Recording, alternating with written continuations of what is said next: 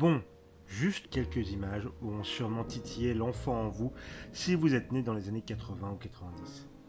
C'est une série qui a marqué son époque et bien plus encore par de nombreux aspects.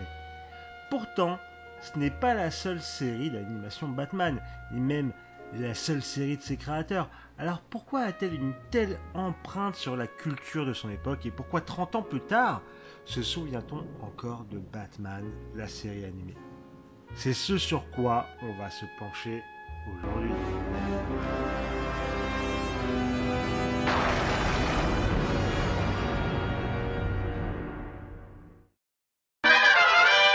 Bon déjà, faisons les présentations.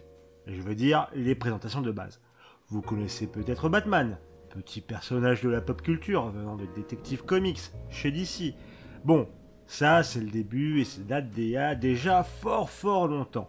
Puis ensuite, on a vu le fameux meilleur détective du monde sous toutes les coutures, sous tous les médiums, depuis presque un siècle. Alors, certains ont marqué plus que d'autres, on va pas se mentir. Et c'est un peu le sujet de la vidéo d'aujourd'hui. Alors, cette série est une production de Bruce Timm, Eric Radomski et leurs équipes.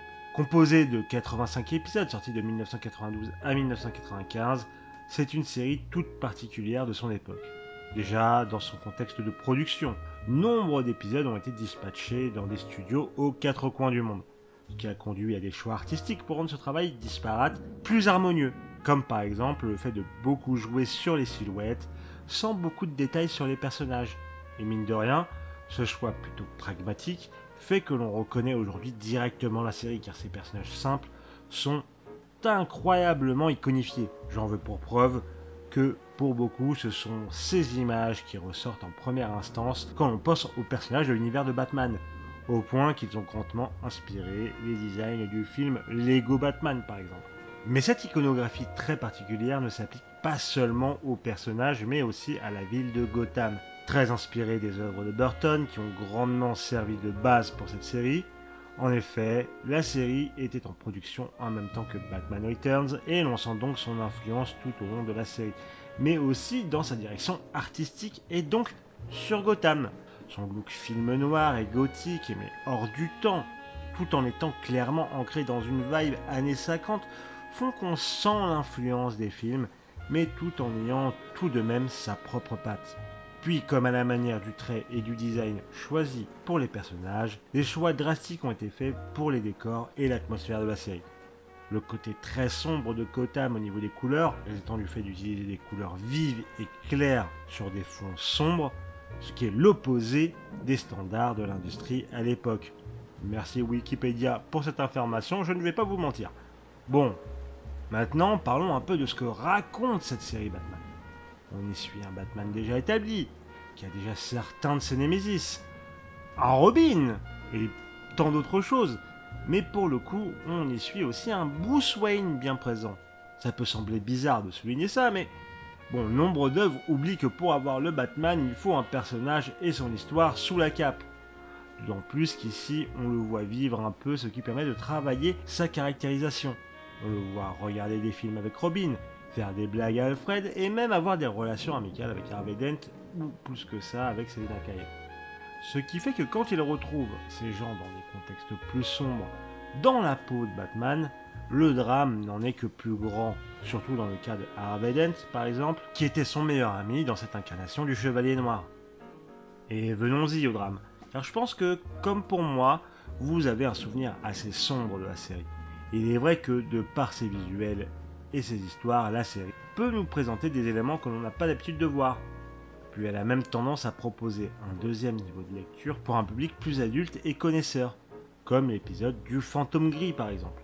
Ça se perd un peu en VF, mais en VO on peut entendre Adam West doubler le personnage d'un acteur has-been qui incarnait le Fantôme Gris, qui est plus ou moins l'équivalent du rôle modèle de Batman, sachant qu'Adam West incarnait Batman dans la série des années 60.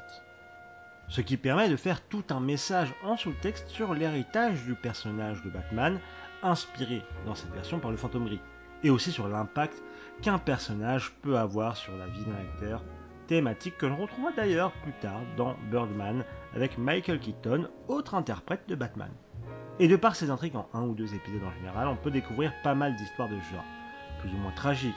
Mais n'oublions pas qu'il s'agit tout de même d'une série pour enfants, qui ne se refuse pas des moments un peu goofy, même si on a tendance à l'oublier. Ah bah oui, cette série n'oublie pas son héritage de l'époque Adam West non plus, je vous l'ai dit.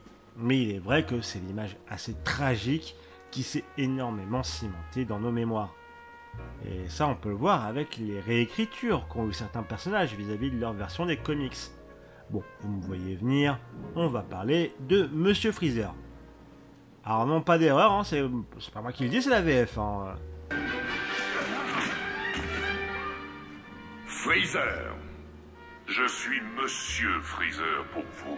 Bon, ok, Mr. Freeze, aussi connu sous le nom de Victor Fries, n'était qu'un stéréotype de vilain scientifique pas bien intéressant, et limite inconnu dans les comics avant la série animée.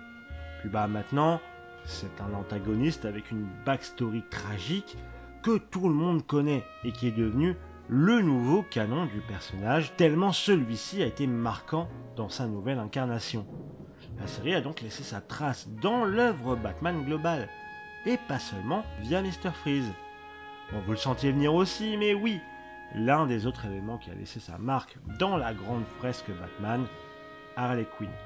Création originale de la série animée, psychiatre d'Arkham ayant sombré dans la folie en traitant le Joker, elle est devenue un personnage emblématique de l'univers Batman. À la manière de Mr. Freeze, elle a intégré le canon du Chevalier Noir et a été reprise dans de nombreuses œuvres en comics, au cinéma et même en jeux vidéo. Et ce, sur tous ces éléments, esthétiques comme son développement, avec sa relation extrêmement toxique et abusive avec le Joker, des allers-retours de celle-ci à la relation naissante avec Poison Ivy, qui sera bien plus présente dans des œuvres qui suivront. Puis même pour les personnages qui sont déjà caractérisés et qu'ils n'ont pas forcément réécrits. Le travail est impeccable. Le Joker par exemple, parce qu'il faut bien parler du Joker à un moment, en VO il est interprété par Mark Hamill, ou en VF par le regretté Pierre Halley. Il est souvent considéré comme l'une des meilleures incarnations du personnage, regroupant à la fois son aspect terrifiant et chaotique avec le côté clownesque et rigolo, ce que peu réussissent à faire avec autant d'équilibre. Puis bon, c'est pareil aussi pour Batman, comme je l'ai déjà dit plus tôt, avec les interprétations du regretté Kevin Conroy en anglais et en français par Richard Darbois, qui donne une vraie incarnation d'un personnage. Et que ce soit pour Batman ou le Joker, ce sont souvent ces représentations-là qui sont considérées comme limite canoniques, voire même ayant pris le pas sur les comics. Tout ça pour dire que les personnages classiques sont parfaits dans leur écriture et leur interprétation, et féliciter les équipes de comédiens de doublage dans les deux langues. Tout ça pour vous dire que Batman, la série animée, est une excellentissime série. Un peu goofy, mais qui nous aura marqué principalement par son côté sombre, son ambiance noire, qui se retrouve dans les histoires tragiques que l'on nous raconte, sans pour autant en oublier ses origines, et en apportant sa propre pierre à l'édifice du mythe de Batman. Pour toutes ces choses qu'elle nous aura apportées, pour toutes ces choses qu'elle a d'unique, on n'oubliera jamais la série Batman animée. Et cela se voit tout simplement, car comme je l'ai déjà dit plus tôt, quand on pense à Batman, quand on pense au Joker, quand on pense à Poison Ivy, quand on pense à Harley Quinn, quand on pense à Mr. Freeze, les premières images qui nous reviennent sont celles de la série animée Batman. Et c'est pour ça qu'elle est aussi ancrée dans nos mémoires d'enfants depuis devenus adultes. Merci à ceux qui sont encore là à ce moment de la vidéo, ça me fait très plaisir. J'espère que ça vous aura intéressé. En tout cas, moi, ça me tenait à cœur de vous parler de Batman, la série animée, et de pourquoi je pense qu'on s'en souvient encore. Ça me ferait plaisir que vous laissiez un pouce bleu, un commentaire, me dire si vous avez aimé ou non la vidéo, si vous avez trouvé ça pertinent, peut-être me signifier des trucs que j'aurais oubliés, ça me ferait énormément plaisir. Vous pouvez aussi retrouver mes réseaux en description, mes autres podcasts où on parle d'autres œuvres du passé, du présent, du futur peut-être, on ne sait pas. En tout cas, merci beaucoup, des bisous et à la prochaine.